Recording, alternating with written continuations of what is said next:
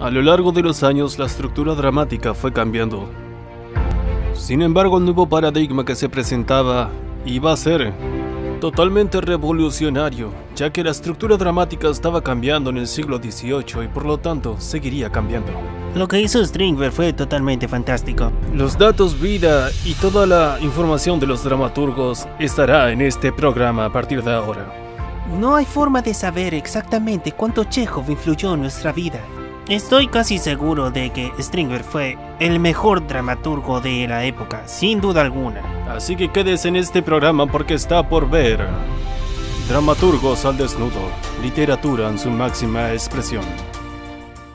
Anton Chekhov nació en la ciudad portuaria de Rusia en 1860. Nació en el seno de la familia muy humilde. Su padre era un trabajador, su madre solía coser. Recordemos que por aquella época, los sirvientes no podían ser libres, por lo que su abuelo tuvo que comprar la libertad de todos sus hijos en el gobierno del zar Alejandro, por ende Chekhov pudo ser libre. Al obtener su libertad, su padre decidió huir porque estaba ahogado en deudas, pero Chekhov decidió quedarse para pasar a ser sirviente de sus nuevos dueños. Literalmente era sirviente de la gente que ocupó su casa. Él hablaba mediante cartas con su familia en Moscú y les enviaba dinero. Cuando tuvo la posibilidad de estudiar medicina, se reencontró con su familia, donde su primer contacto con la escritura aparecería. Empezó escribiendo cuentos e historias con su hermano Nicolás, y eso fue solo el principio. Luego de haber publicado los escritos en diarios y haberse hecho con un nombre, Chekhov introduce una nueva forma de escribir, por lo que se convierte en un respetado famoso escritor, considerado por muchos el maestro del relato corto. A sus 27 años se estrenó en un teatro de San Petersburgo, Ivanov, lo que hizo que tenga mucho éxito, pero en La Gaviota no tuvo la misma suerte. La vergüenza que sintió Chekhov sobre la mala recepción de La Gaviota hizo que salga totalmente avergonzado del teatro ese día. Así que, mucho tiempo después, Danchenko convence a Anton para que se acerque al nuevo teatro de Moscú, y a Stanislavski. Y cuando reestrena La Gaviota allí, lo hace con un gran éxito. Luego escribe Tres hermanas, Tío Vania y El jardín de los cerezos. Lamentablemente a los 44 años, en un viaje, Chekhov fallece con su mujer. Lamentablemente en esa época Chekhov padecía de tuberculosis, así que durante ese viaje a Alemania partió a mejor vida. Si bien se fue, nos dejó todas sus obras, todo su legado básicamente. Podemos dividir la obra de Chekhov en dos periodos. El primero transcurre entre 1881 y 1891. Con obras de acción directa en las que los acontecimientos dramáticos fundamentales pasan en escena. Platonov se convierte en Ivanov de El jardín de los cerezos, con el tema de la decadencia aristocrática terrateniente. A fines de 1887, Chekhov tuvo una temporada de ser humorista, así que escribió vaudevilles como El oso o El pedido de mano, que fueron un gran éxito incluso antes y podrían serlo ahora. ¿Quién lo diría? No exactamente, yo iría. A fines de 1889 estrena El demonio en el bosque, que es la primera versión de Tío Vania. Esta fue duramente rechazada por la crítica y fracasó estrepitosamente. En esta etapa, Chekhov tiene mucha influencia de Tolstoy y el carácter moral de la obra, que se muestra como no debe ser, para que se vea como debería ser, y así el hombre construye una vida mejor algún día, supongo. Su segundo periodo es conocido como el drama de la acción indirecta. Se llama así porque lo fundamental pasa fuera de la escena, y en escena se muestra cómo aquello repercute en la vida de los personajes a través de su interacción. En 1888 estrena La Gaviota en el Teatro de Arte de Moscú, con un gran éxito. Luego estrena Tío Vania y Tres hermanas, donde en este se meten los misterios del alma y en el sentido y el fin de la existencia. Por último escribe El jardín de los cerezos, el cual nunca llegó a presenciar su estreno. Henrik Ibsen nació el 20 de marzo de 1828 en Kiel. Él pasó una infancia muy difícil debido a la quiebra de negocios familiares. Y por supuesto a la separación de sus padres. Eso lo ponía muy triste, sí, se lo veía muy triste. Escritor noruego. Tal vez lo recuerden por frases como el hombre más fuerte del mundo es el que está más solo. O también si dudas de ti mismo, estás vencido de antemano. Fue uno de los grandes autores del teatro universal. Sus principales obras fueron Peer Gynt, Casa de Muñecas, Un enemigo del pueblo, El pato silvestre. Su género, novela drama, lírica. Su movimiento fue naturalismo y realismo. Recuerdo que en 1844 él viajó a Grimstad para trabajar como ayudante de farmacéutico. A él le gustaban mucho los medicamentos, siempre lo decía. Fue director de escena y autor del Teatro Nacional de Virgin de 1851 a 1857 y director del Teatro de Cristianía entre 1857 y 1862. En el año 1864, recuerdo que Henrik Ibsen se exilió a causa de la invasión prusiana. El reino de Prusia era de temer. Durante su exilio, escribe el poema dramático llamado Brand en 1866, seguido por Peer Gynt en 1867. Recuerdo que él era un grandioso estudiante y durante su periodo como estudiante universitario escribe Catilina, si mal no recuerdo, en 1850. Hasta 1891 residió en Italia y Alemania gracias a una beca. Recuerdo que él cursó estudios de medicina antes de dedicarse por completo al teatro. Y más tarde a una pensión anual concedida por Sporting, el Parlamento noruego. Entre sus primeras obras aparecen dos dramas en verso. Grand, en 1866, estrenada en 1885, y Peer Gynt, en 1867, Los pilares de la sociedad, en 1877, Casa de Muñecas, en 1979.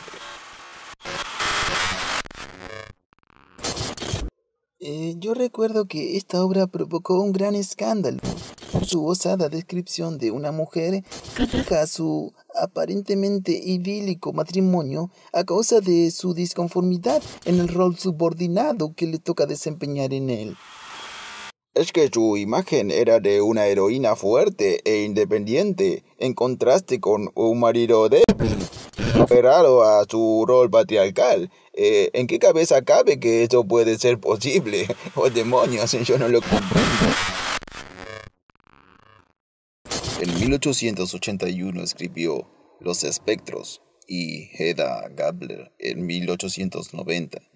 Estas últimas dos obras fueron las más populares. Él estuvo casado con Susana Dae Thoresen en el año 1858 y fruto de ese amor ha nacido el pequeño Sigurd.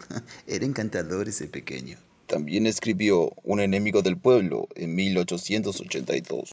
Oh, esta obra describe la lucha de un individuo, ¿cómo decirlo?, decidido a revelar la verdad, aun cuando ¿cómo puede ser? Esta amenaza la supervivencia de toda una ciudad, y a pesar de que su porvenir y el de su familia están en juegos. Oh, por todos los santos, ¿qué rayos?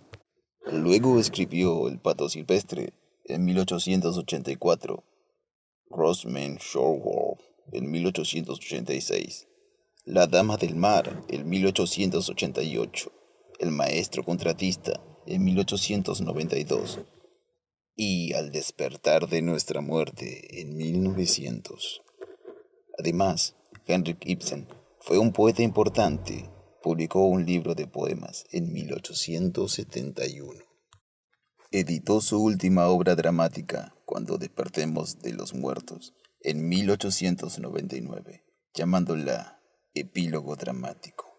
La enfermedad le impidió escribir más. A lo largo de medio siglo, había dedicado su vida y empeño en el arte dramático, conquistando una posición internacional como el dramaturgo más grande e influyente de su época. En el año 1891, Henrik Ibsen regresó a Cristianía, hoy conocida como Oslo, donde el 23 de mayo de 1906 lamentablemente falleció.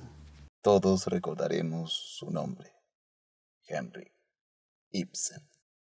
Nacido en Estocolmo, Suecia, un 22 de enero de 1849 y que vivió ahí hasta un 14 de mayo de 1912. Había sufrido demasiado de niño y tuvo una infancia bastante dura, muy fuera de lo normal. Fue un escritor y dramaturgo sueco. Es bien sabido que Strindberg solía autobiografiarse en sus propios escritos, ya sean sus novelas, obras de teatro o recopilaciones de cuentos cortos que solía escribir él. Uno de los escritores más importantes de Suecia y reconocido en el mundo entero por sus obras de teatro.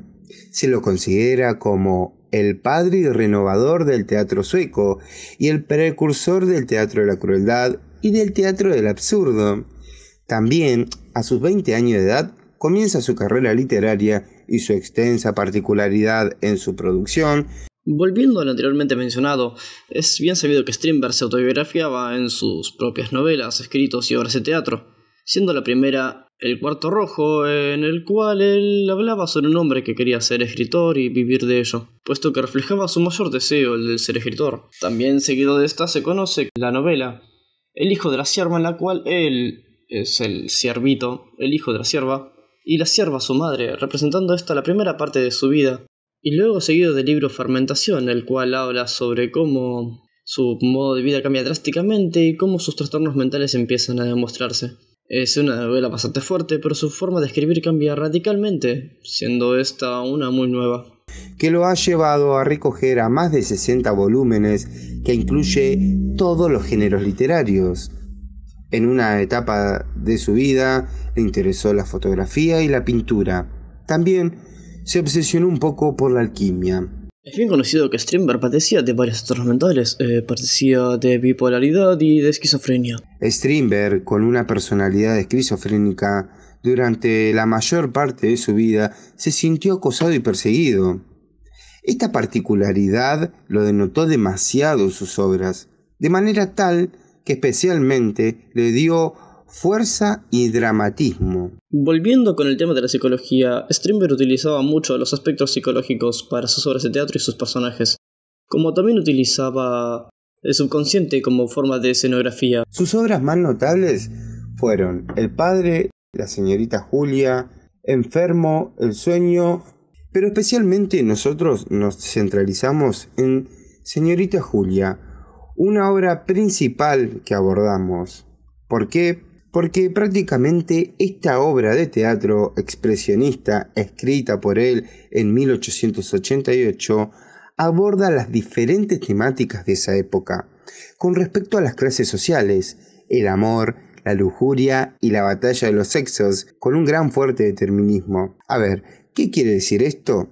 Marca bien las diferencias de aquel entonces que tenían los hombres y mujeres. Strindberg era una persona bastante misógina y machista, esto debido a que su mala relación con las mujeres lo hicieron tomar esa forma de pensar, en la cual las mujeres lo trataban de loco y no se querían acercar a él. En aquel entonces todavía no estaban acostumbrados a ver este tipo de diferencias y este tipo de obras de teatro. Podríamos decir que pertenece al género del realismo, ya que presenta una ilusión de verdad. Es decir, todo lo que sucede en la obra podría pasar en la realidad. Además, el autor expresa que el origen de dicha obra fue un hecho real. Entonces podríamos decir que en esta poética que él ha escrito, el autor es el observador de esta realidad y que luego la lleva a escena para mostrar cómo realmente funciona.